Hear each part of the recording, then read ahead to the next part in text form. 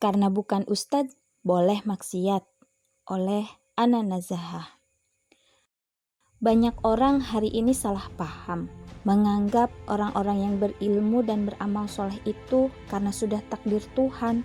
Berbekal pemahaman ini, mereka beranggapan tak masalah berbuat salah, selama bukan ustadz, selama bukan kiai, selama bukan anak pesantren.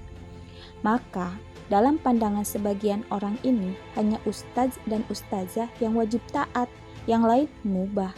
Loh, kok bisa? Ya, bisa saja, karena ustadz dan ustazah sudah tugas mereka taat.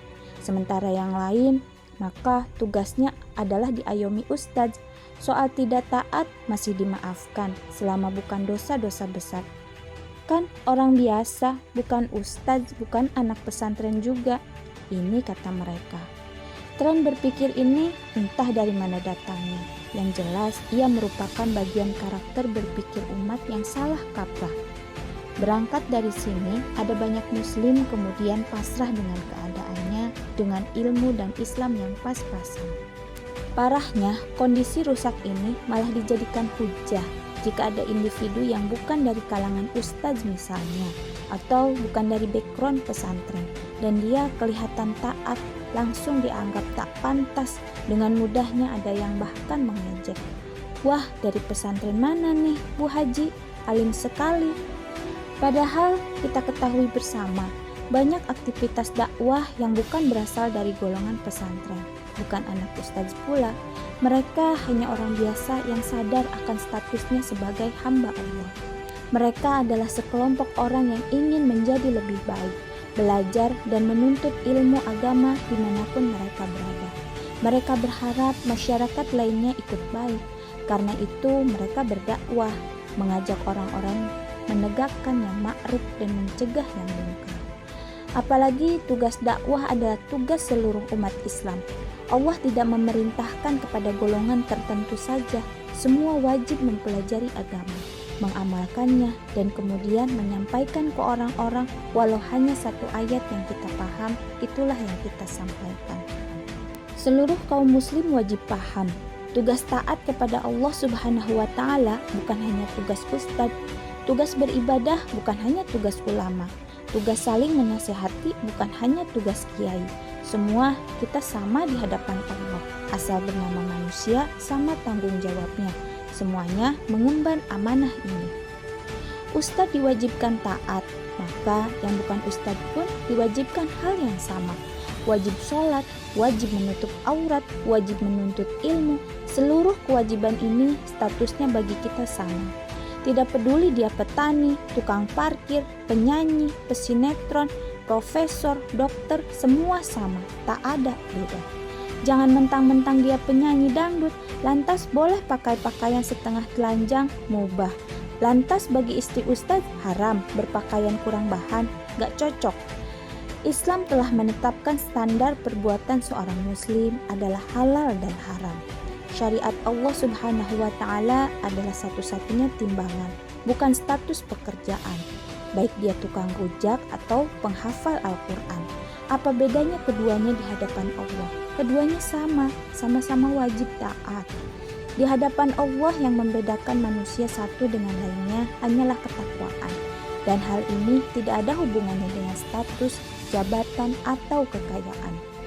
Allah Subhanahu wa Ta'ala berfirman, Ya ayyuhan nasu inna khalaqnakum min dzakari aw untha wa ja'alnakum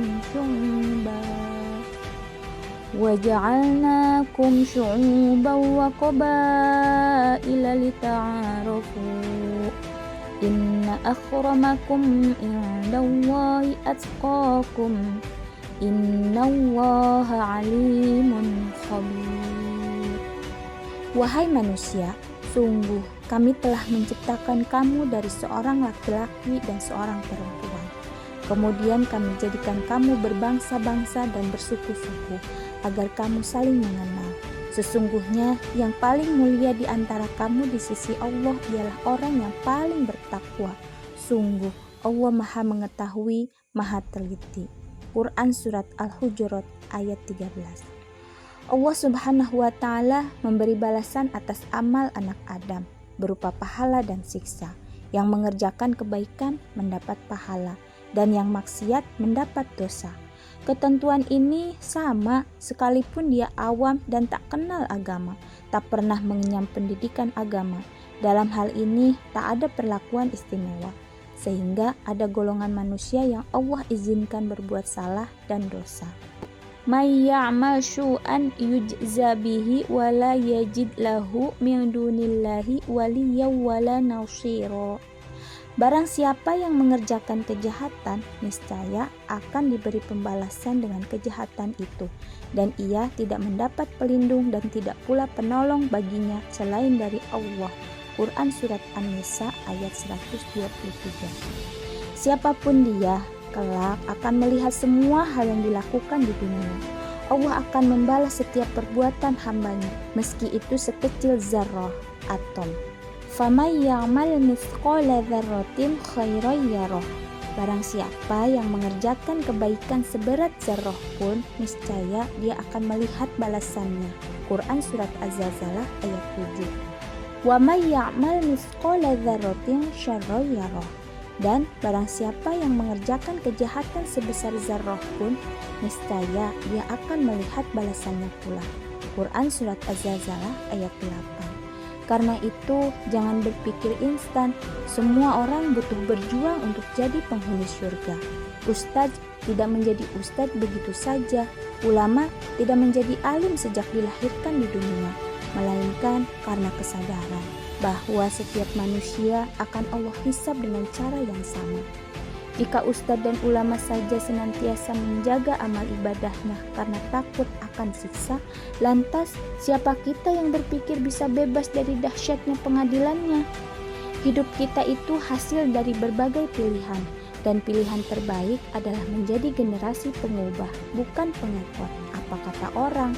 Karena itu berubahlah dari sekarang. Pemahaman jahil dan perilaku yang jauh dari tuntunan syariatnya segera kita tinggalkan.